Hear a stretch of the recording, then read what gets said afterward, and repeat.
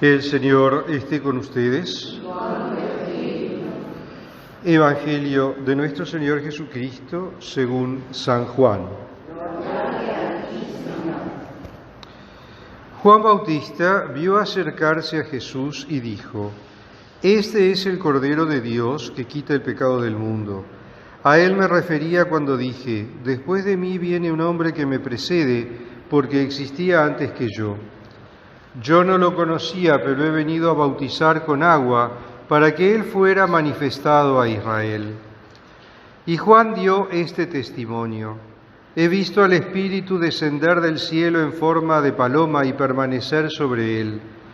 Yo no lo conocía, pero el que me envió a bautizar con agua me dijo: Aquel sobre el que veas descender el Espíritu y permanecer sobre él, ese es el que bautiza en el Espíritu Santo.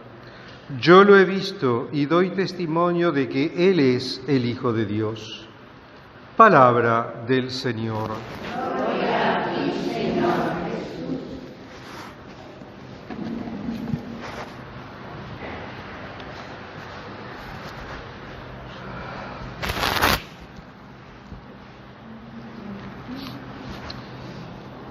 El domingo pasado celebrábamos la fiesta del bautismo del Señor, concluyendo el tiempo de Navidad. Y hoy nos empezamos a adentrar en el recorrido de este tiempo ordinario, tiempo durante el año, con este texto del Evangelio de Juan, que es el testimonio que Juan da de Jesús. Cuando rezábamos el Salmo, después de la primera lectura, en la antífona decíamos: Aquí estoy, Señor, para hacer tu voluntad. Y si miramos un poco bien, esta es la clave de lectura para no solo comprender este texto que acabamos de leer, este texto del Evangelio, las otras lecturas que hemos leído, sino es la clave de lectura para la vida del creyente. San Ignacio, en sus ejercicios espirituales, precisamente en el número 1 de los ejercicios espirituales, hace una síntesis de lo que es la vida del ser humano, la vida de la persona humana. ¿Cuál es la finalidad del hombre en la tierra? Y lo dice muy clarito. El hombre está destinado a amar a Dios por sobre todas las cosas, servirlo con todo su corazón, con todas sus fuerzas, con toda su alma, obedecer la voluntad de Dios y así poder salvar su alma. 3 frasecitas que nos resumen la finalidad del ser humano sobre la tierra.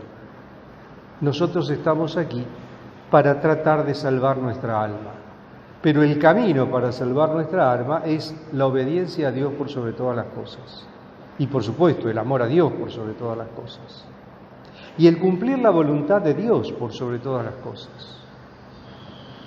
Y de esto se trata el testimonio que da Juan. Juan tenía clarísimo que él no era el Mesías. Juan tenía clarísimo que él era el mensajero. Juan tenía clarísimo que él era el enviado, que él era el precursor, que él era la voz que gritaba en el desierto y que él era aquel que tenía que mostrar al Cordero de Dios cuando éste apareciera. Y Juan cumple la voluntad de Dios hasta las últimas consecuencias. Cuando ve aparecer a Jesús, él lo señala y dice: Este es el Cordero de Dios que quita el pecado del mundo. Podría haber dicho: todavía tengo cosas que hacer, todavía soy joven, puedo seguir adelante un poco más. No hubo todavía. Apareció Jesús, él lo indicó y Juan se retiró. terminará dando su vida por el testimonio de la verdad, no precisamente por el testimonio de Cristo, sino por haber llamado la atención y señalado el pecado de un poderoso. Pero esa es otra historia. Juan cumplió cabalmente la voluntad de Dios. Cuando el Señor se presentó, Él lo señaló, lo indicó y se retiró. Luego será el turno del Señor Jesús de cumplir con la voluntad del Padre. Y Él también cumplirá con la voluntad del Padre hasta las últimas consecuencias. Nosotros veíamos el domingo pasado que Él en el bautismo del Jordán asume los pecados del mundo y luego los lleva y los presenta en la cruz, donde Él se ofrece para cumplir con la voluntad del Padre y de ofrecerse en sacrificio. Y el testimonio que da Juan es un testimonio verdadero, porque él también dice muy claramente: yo fui enviado para esto. Y el que me envió me dijo: cuando veas que desciende el Espíritu Santo sobre alguien, ese es el Cordero de Dios que quita el pecado del mundo. Pero acá hay un símbolo muy importante, que es justamente el símbolo del Cordero. ¿Qué es el Cordero para el piadoso israelita?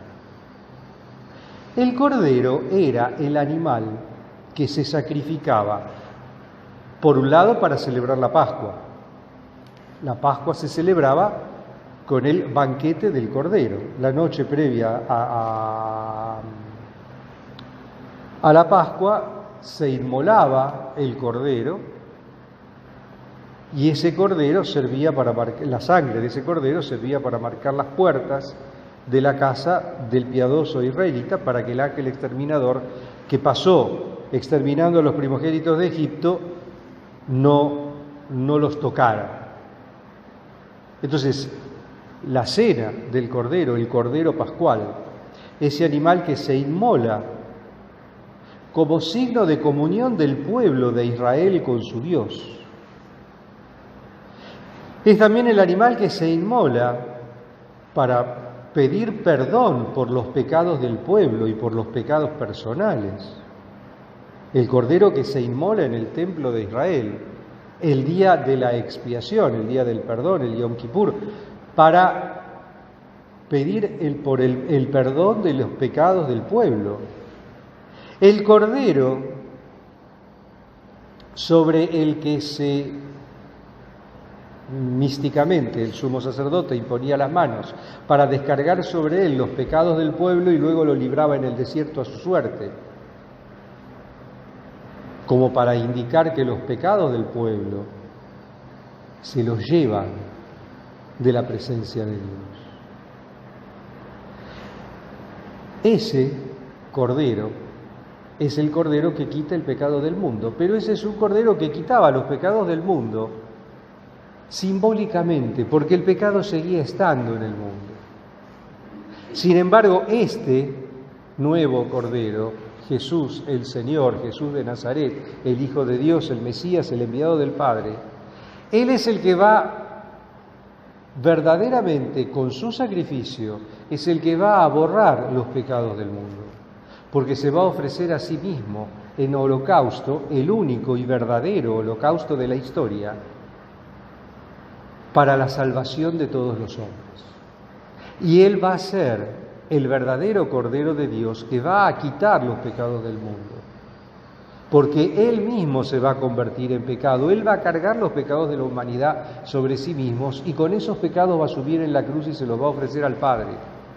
Y se ofrece Él mismo al Padre por todos esos pecados de la humanidad.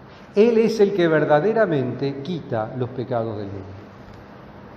El único, auténtico y verdadero holocausto. El único y verdadero holocausto de expiación. Porque los demás son figura, son signo de lo que luego va a ser el misterio de la redención que se obra a través de la pasión de nuestro Señor Jesucristo. Entonces, este cumplimiento de la voluntad de Dios, este cumplimiento de la misión que el Señor nos ha asignado, nos ha encomendado, es el trasfondo necesario, yo diría imprescindible, de la vida del creyente.